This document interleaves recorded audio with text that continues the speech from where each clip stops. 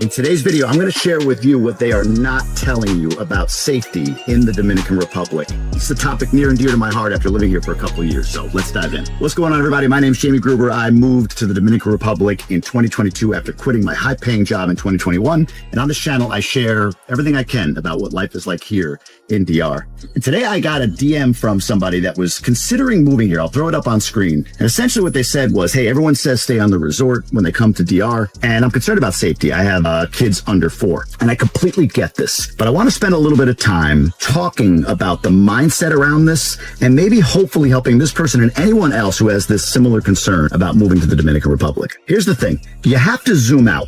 That's kind of the core of the advice that I would give on this. You have to zoom out. Too often we get in our heads that, oh my God, I hear all these stories, this noise about safety, and what about this, and what about that, and all of this stuff. But you're discounting a few key variables and facts that are right in front of you, truly. And I've done this as well. So I'm not saying I haven't done this, but when you hear these stories or you get this advice from people about safety, or as I invest in real estate, a lot of people who don't invest in real estate talk about, oh, you're going to get calls at 2 a.m, you're going to go bankrupt or whatever. But you have to zoom out. So here, for instance, where I live in Punta Cana, there are 100,000-ish residents here. A large percentage of those people have kids under 4, under 10, under 12, under 16, whatever it might be.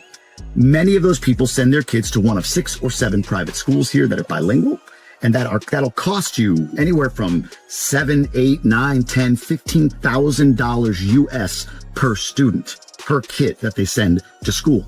They're working, they're doing things, they're driving around, they're in Ubers like I am right now. They're living day to day, and you know where they're not? They're not on a resort. So this idea of like, I guess I'm trying to get my head around it, and this might be where I'm sort of forgetting my own concern or bias or whatever from the past on this. Like maybe I was in this person's shoes at one point where I would say, oh my God, it's not safe there. But what you're discounting is you're talking to a guy who's living here, and maybe I'm not doing a good enough job of showing what life is like here, but who's living here. Why would I be here if I were unsafe, if I felt it was unsafe? Why would the 70, 80, 100,000 people that live here, they felt it was unsafe?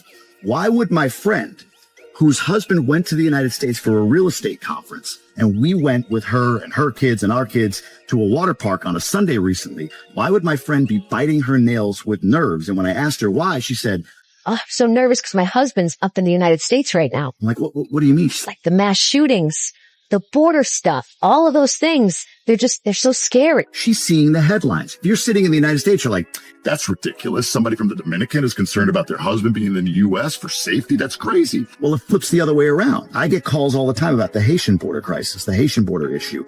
And I say to people like, what about that Mexican border issue? Same as anything. If you're on the border, probably a little bit different of an experience than if you're not on the border. And where I am, not on the border. So anyway, you need to zoom out. That's the key. But it is a hard mindset to overcome.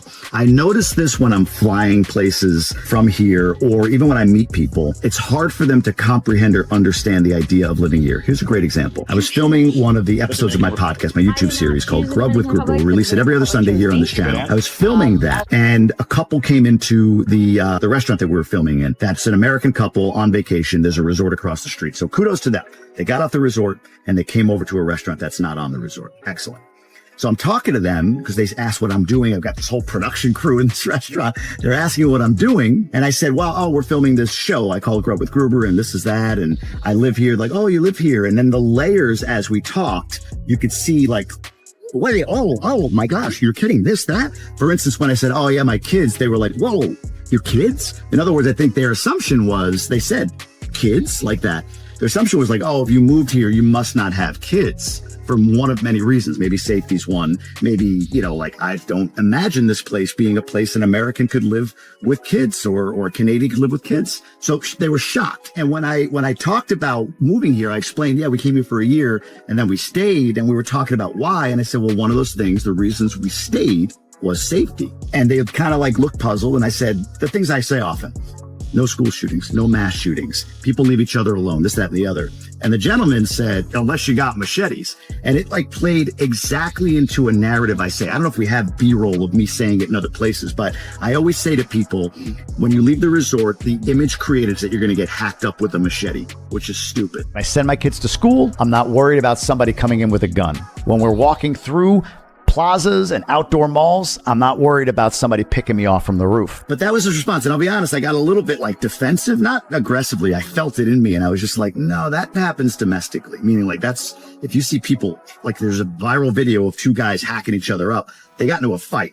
These two guys had a beef with each other. They were buddies. That's a domestic thing. The crime or the violent crime that happens here, by and large, is domestic. It's between people that know each other. Incident that happens between people that know each other. The difference in U.S. violent crime, even though the rate's slightly lower than here, the difference is the randomness. Like definitely it's mostly domestic in the U.S. as well. I saw these two stories, one of a woman in Ohio who had her baby with her, a 3-year-old. She then passes Margot Wood and her 3-year-old son, Julian. Ellis immediately turns around and starts to follow them. There's nothing that could ever replace my son. With the father of murdered 3-year-old Julian Wood pleading for the judge to deny bond to defendant Bianca Ellis. Look it up. Julian Wood, Ohio. Sad story. That's a random, you read the articles like, just didn't like the way she looked or whatever and killed her baby. I don't hear about that here. I hear about crime. I hear about people will grab a bag off of your shoulder or grab a cell phone if you're in the wrong neighborhoods of the wrong cities. But that doesn't happen in Punta Cana. That doesn't happen in Cavaretti. It doesn't happen in Las Terrenas. It happens in like the worst neighborhoods of the biggest cities, essentially, or someplace you shouldn't be like anywhere. So anyway, you're talking about safety. My plea to everybody is just simply zoom out. The idea that you with your kids will somehow be unsafe because somebody who has no clue as to what they're talking about says it's not safe, stay on the resort. It blows my mind. Listen, I'm going to give you some creators to follow. Go over on Instagram, follow this guy at flying.cmo. Flying.cmo. We'll put it down here for you. Follow him and tell me if he looks unsafe. On YouTube, follow at Abroad with Jay, buddy of mine, Abroad with Jay. He and his wife, also Dominican, like my wife is, put out great content. Tell me if he looks unsafe. His wife, I think, is Norbertus. If you look at her YouTube account, tell me if she seems unsafe. Over back on Instagram at Jay Gives Back, Jonah Gomez. Tell me if he seems unsafe. In fact, he has some great content on there that shows you difference in the U.S. versus here. Like, we don't have all of our stuff in cases at Target stores, right? Like, you don't have to call an employee to get shaving cream out of a box in a store here. Like, you just go in and buy it. Like, people aren't stealing things and then not being prosecuted for that. So this safety narrative, those are just a few creators that you can follow and see exactly what they say about safety. So this safety narrative, man, like, I don't know, it kind of kills me a little bit. Just check.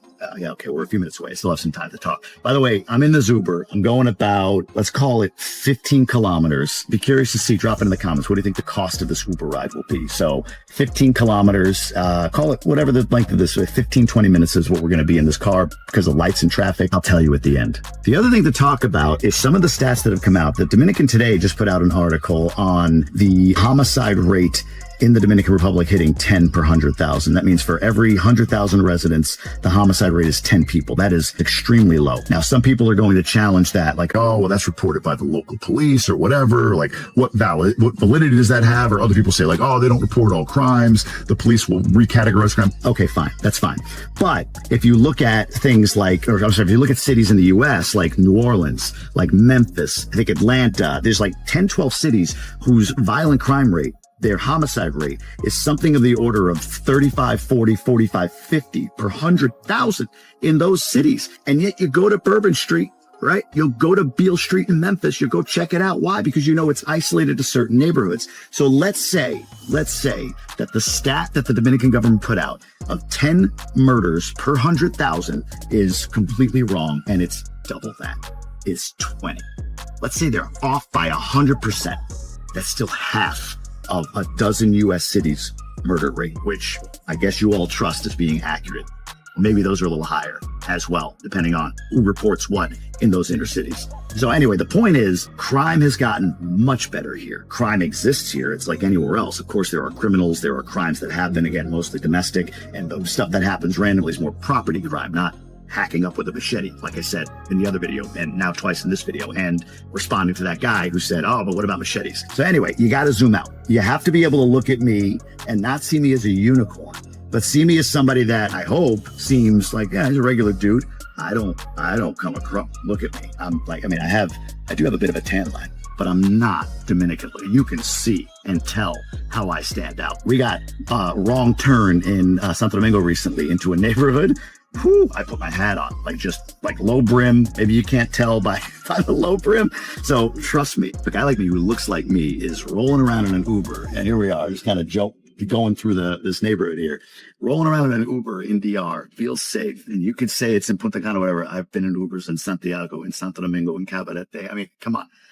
If I can be doing this, you have to look at it and say oh, all right, this safety thing must be a myth, especially depends on who's telling you about it. I actually, on a video, I think I shared it. There was a guy, a Dominican guy who was saying on an Instagram reel of mine, it's unsafe there. The country's corrupt and you can't live there. And it's a terrible place to live. I know. I left. You ready for it? You ready for it? Everybody ready for it? I left in 1976. 1976, he left the country, and he's espousing wisdom about safety here when he hasn't been here in 40 years. Whoever it is that's telling you it's not safe here, either they came from a really tough neighborhood, and there are many tough neighborhoods in the cities here, or they're talking out of their ass. They haven't been here in 20, 30 years. They come here for a week at a time, and they go back to their barrio, back to their neighborhood where it's not that great, and they use that as fodder for that's real Dominican Republic. But here's the truth. Where I am, Santo Domingo, Las Terrenas, Cabarete, Piantini in Santo Domingo, all these neighborhoods, that's the future. The future isn't, $400 a month employees. There's less and less of those as people move toward the middle class. 40% poverty rate in 2013, 20% poverty rate in 2024, half in 10 years. More trend is going toward Punta Cana and these other places where electricity doesn't go out. There's hot water. It's safe. You can get in an Uber. People like each other. People talk to each other. All of that stuff. It's actually in those small neighborhoods, the Campos and everything. I mean, people are incredible. So anyway, that is my rant on safety and responding to this comment. And the person, if they see this, if you're watching this isn't calling you out. It's using this as an example of things I hear all the time. And this is what people don't tell you. They don't tell you about living here, is that it's trending toward being a developed nation. The IMF even says that DR is on this path to being a fully developed economy within the next 2 to 3 decades. That's incredible. It is the shining star of Latin America and the Caribbean. So just something you all have to be aware of. Perdona, a Gourmet Market en Las Galerías está bien, por favor. Aquí. Sí. Mira, a Wendy's. Okay. ¿Está bien? Okay, gracias. It's the best Spanish I have right now. So anyway, that is my talk on safety in DR, my rant on it, my response to the comment. I hope it helps all of you. I'll put up my safety video over here so you have that for if you want to go a little bit deeper on this topic. I appreciate you watching from my Uber. By the way, the Uber ride, $6. We'll see you on the next one.